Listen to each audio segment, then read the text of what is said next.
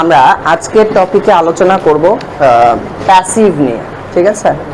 তো প্যাসিভ কাজ করে কিভাবে? আমার সাবজেক্ট আর ফাইনাইট ভার্ব নিয়ে বাক্যের ক্লজ তৈরি হয়, রাইট? তো সেই সাবজেক্ট আর ফাইনাইট ভার্বের যে সম্পর্কটা রয়েছে, কেমন?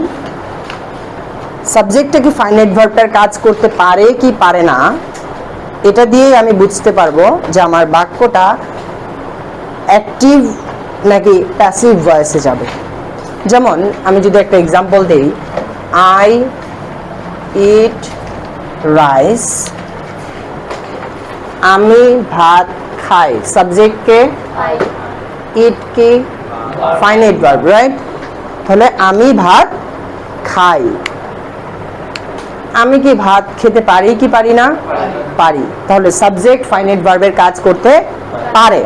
তাহলে যদি পারে তাহলে এটা কি হবে? অ্যাক্টিভ। কি হবে? অ্যাক্টিভ। আবার আরেকটা বাক্য যদি আমি লিখি যে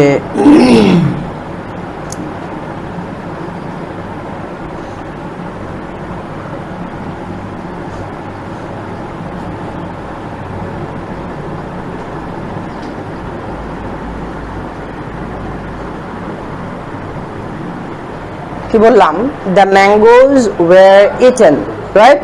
এই বাক্যে সাবজেক্ট কে? দোজ ম্যাঙ্গোজ ওয়ার ইটেনটা কি? তাহলে খেয়াল করেন, আমগুলো কি খাওয়ার কাজ করতে পারে কিনা? আম কি কোনো কিছুকে খাওয়ার কাজ করতে পারে? পারে না। বরং আম অন্য কেউ খেয়ে থাকে, মানুষ আম খেয়ে থাকে। তার মানে সাবজেক্টটা ফাইনাইট ভার্ব ইটের কাজ করতে পারছে না, তখন এটা প্যাসিভ হবে। বোঝা গিয়েছে আমার কথা?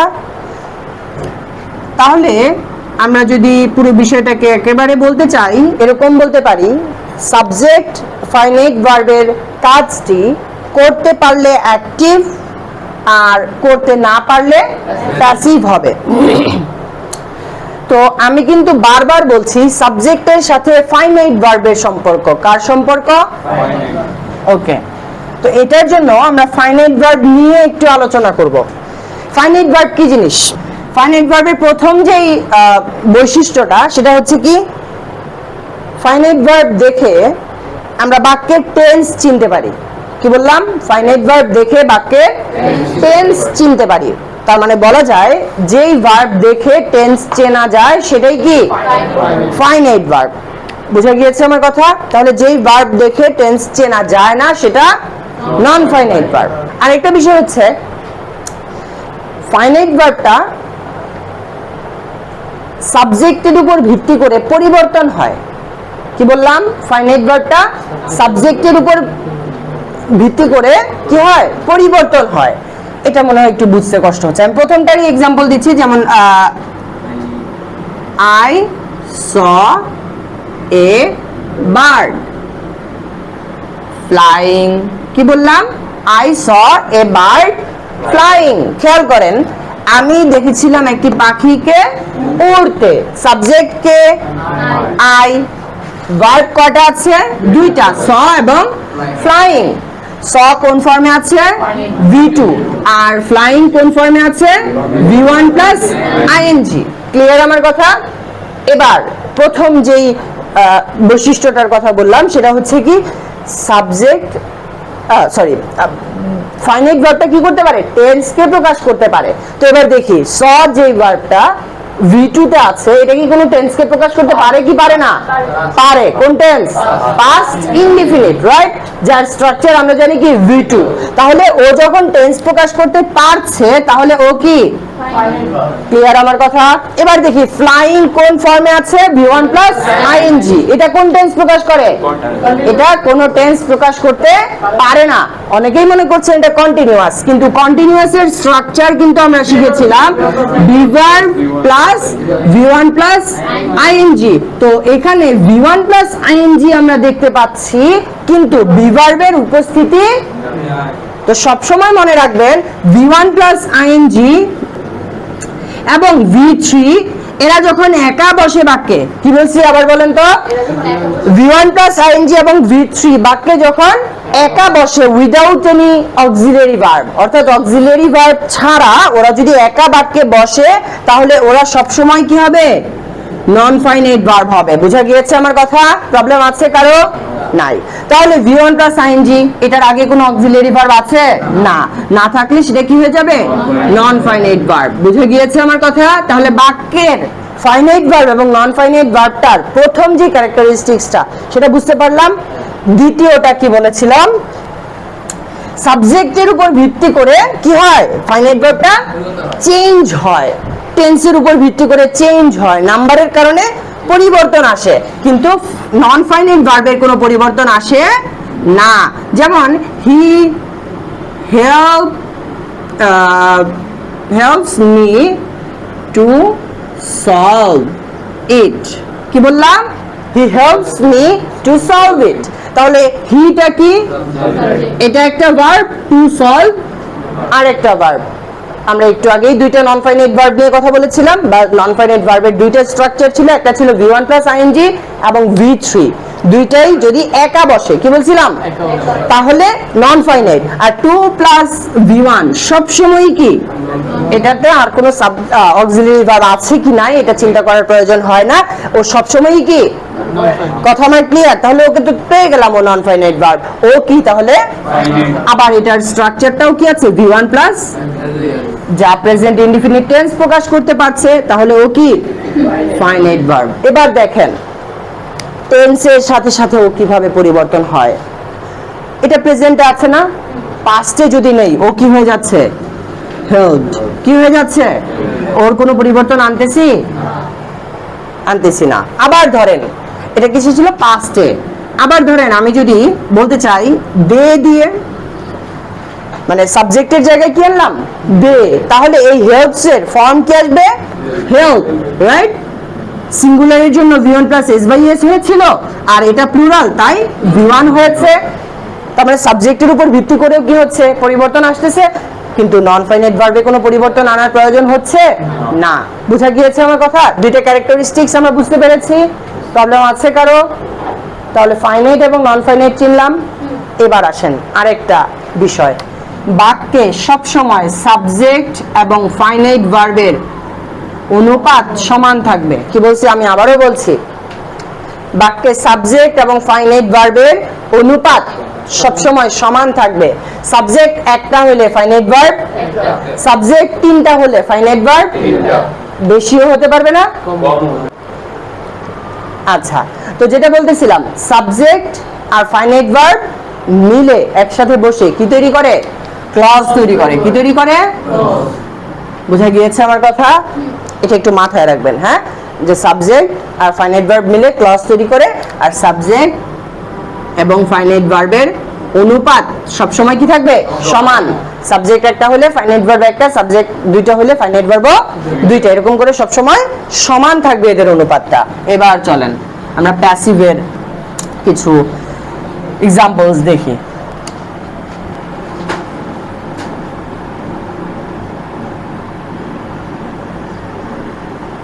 একটু খেয়াল করেন, কি বলেছি, উই ইম্পোর্ট সুগার, রাইট? এবারে সাবজেক্টকে,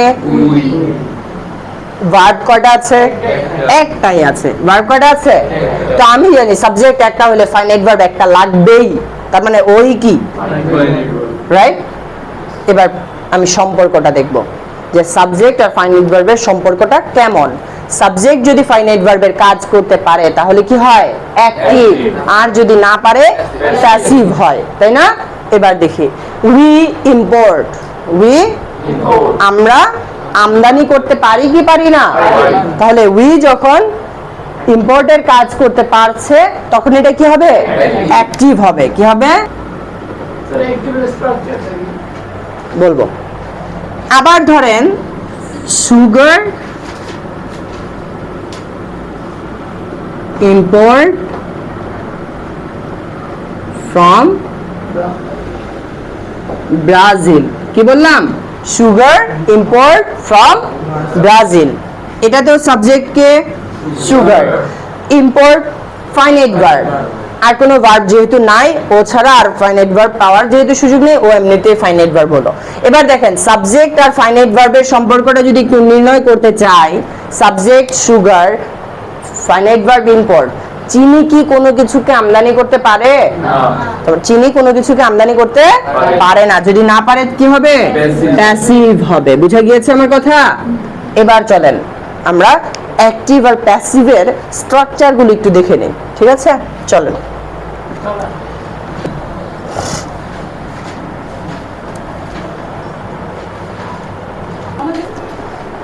আচ্ছা, এবার আমরা দেখব যে অ্যাক্টিভ আর প্যাসিভের স্ট্রাকচারগুলো কেমন হবে। তো অ্যাক্টিভে আসলে খুব বেশি ঝামেলার কিছু নাই। আমরা নর্মাল যে টেন্সের স্ট্রাকচারগুলো জানি, যে প্রেজেন্ট ইনডিফিনিটে V1 অথবা V1 plus S by S, past ইনডিফিনিটে V2, ফিউচার ইনডিফিনিটে শ্যাল বা উইল প্লাস V1, ঠিক তেমনি অ্যাক্টিভে যখন প্রেজেন্ট টেন্স পাবো, ইনডিফিনিট টেন্স পাবো, এই স্ট্রাকচারটা ফলো করব। কন্টিনিউয়াস এ টেন্সের যে স্ট্রাকচার পারফেক্ট, পারফেক্ট কন্টিনিউয়াস, মূলত আমরা যে টেন্সের ক্লাসটা করেছিলাম সেই টেন্সের স্ট্রাকচার অনুযায়ী অ্যাক্টিভের যে বাক্যগুলো সেগুলো বসবে। প্যাসিভের যে স্ট্রাকচারটা সেটা গুরুত্বপূর্ণ। সেটা কি বলছে? ইনডিফিনিটের স্ট্রাকচারটা হবে be verb plus V3। Be verb plus V3 এটা টেন্সের মতো করেই, যেরকমটা আমরা দেখেছিলাম। ইনডিফিনিট যেমন তিনটা, বিভার্ব কয়টা? তিনটা, প্রেজেন্ট, পাস্ট, ফিউচার। তো যখন প্রেজেন্ট ইনডিফিনিট, বিভার্বটা প্রেজেন্টের, পাস্ট ইনডিফিনিট তো বিভার্ব পাস্টের, আর ফিউচার ইনডিফিনিটে বিভার্বটা ফিউচারের শ্যাল বি বা উইল বি। বুঝা গিয়েছে আমার কথা? তো এবার কন্টিনিউয়াসও একই কথা, তিনটা কন্টিনিউয়াস, তিনটা বিভার্ব, টেন্স অনুযায়ী বিভার্ব চেঞ্জ হবে। পারফেক্টের স্ট্রাকচারটা হবে have verb plus been plus V3। হ্যাঁ, প্যাসিভ তিনটা টেন্সেরই হয়। কিসের? ইনডিফিনিটের, কন্টিনিউয়াসের আর পারফেক্টের। পারফেক্ট কন্টিনিউয়াস টেন্সের আমরা প্যাসিভটা করি না, ঠিক আছে, বা করা হয় না।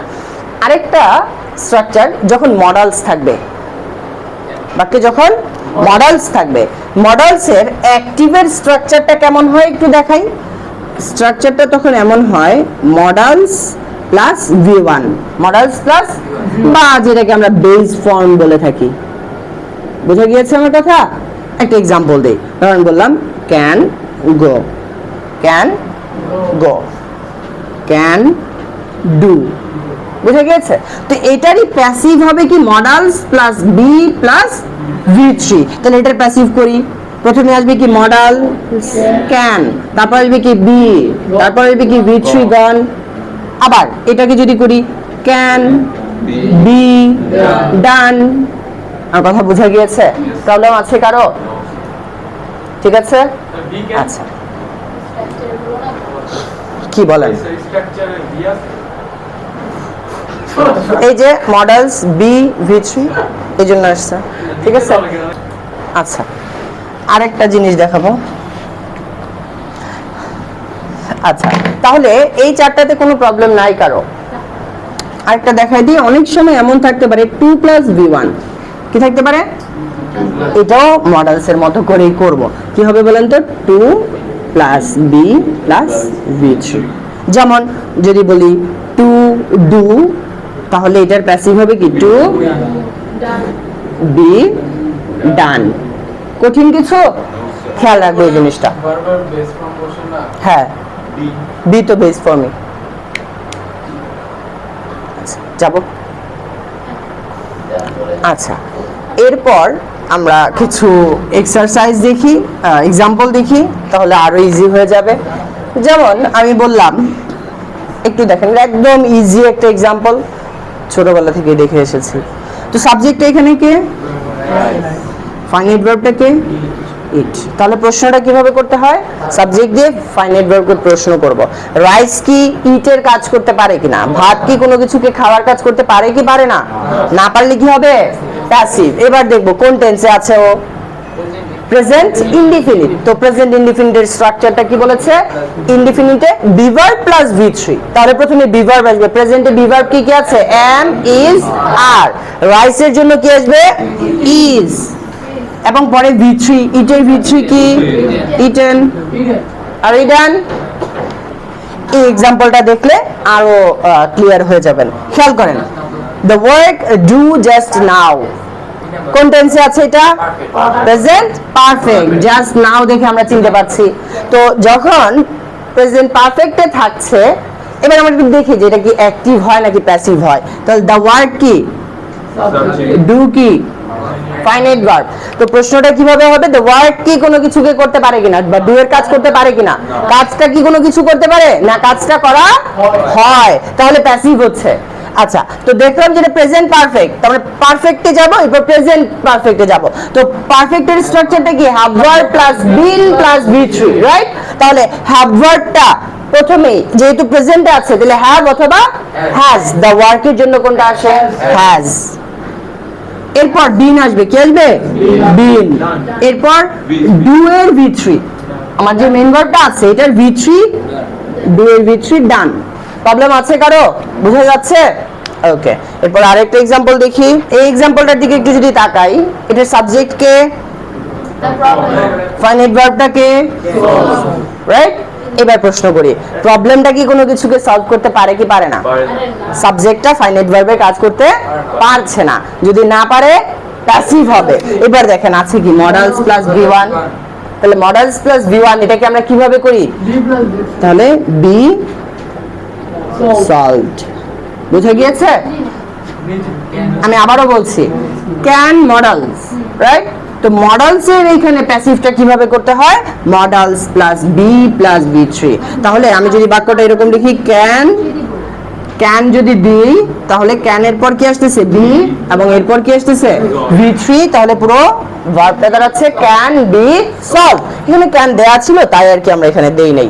বুঝা গিয়েছে আমার কথা? তাহলে বি সলভড অ্যান্সার। আচ্ছা, এই एग्जांपलটাতে খেয়াল করি, the song sing then in the program. তাহলে দ্য সং কি? সাবজেক্ট। সিং কি? এবার একটু খেয়াল করেন বাক্যটা কোন টেন্সে আছে? পাস্ট কন্টিনিউয়াসে। কিসে আছে? দেন, তখন গানটা গাওয়া হচ্ছিল। এবার আসেন তো, গান কি গাইতে পারে কাউকে? গান কি গাওয়ার কাজ করে নাকি গান আমরা গাই? রাইট? তাহলে সাবজেক্টটা ফাইনাইট ভার্বের কাজ করতে পারছে না, তাহলে প্যাসিভ হবে। প্যাসিভের স্ট্রাকচার অনুযায়ী এবার চলেন কন্টিনিউয়াসে আসি। যেহেতু এটা পাস্ট কন্টিনিউয়াসে, কন্টিনিউয়াসে আসলে বি ভার্বটা পাস্টে যাব। পাস্টে কি কি আছে? Be verb was, were. তাহলে দ্য সং এর জন্য কি আসে? ওয়াজ। এরপর কি আসবে? বিং। এরপর কি আসবে? ভি3। সিং এর ভি3 কি? সাং। কারো কোনো প্রবলেম আছে? ওকে, এবার এই দুটো एग्जांपल একটু দেখলে আরো আমরা বুঝতে পারবো অ্যাক্টিভ আর প্যাসিভের যে ডিফারেন্সটা। দেখেন, we speak in English, subject we, verb speak. এবার প্রশ্ন করেন তো, উই স্পিকের কাজ করতে পারি কি পারি না? আমরা কথা বলতে পারি কি পারি না? পারি। তাহলে কি হবে? অ্যাক্টিভ। তাহলে অ্যাক্টিভ কি বলেছিলাম? নরমাল টেন্সের যে স্ট্রাকচার, এটা কোন টেন্সে আছে? Present indefinite. কোন টেন্স?